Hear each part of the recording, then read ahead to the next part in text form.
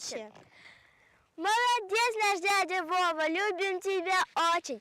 Ты здоров, страна здорова, пригласи нас в Сочи.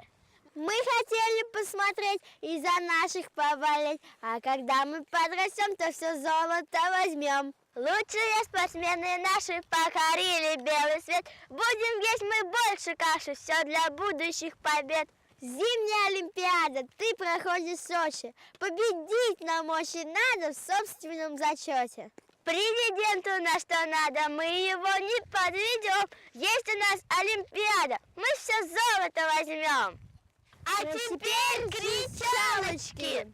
Россияне, побеждайте и страну не подкачайте.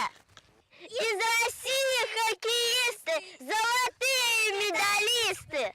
Олимпиад, честь и славу ты добудь своей державой. Белый, синий, красный и победа, ты прекрасна.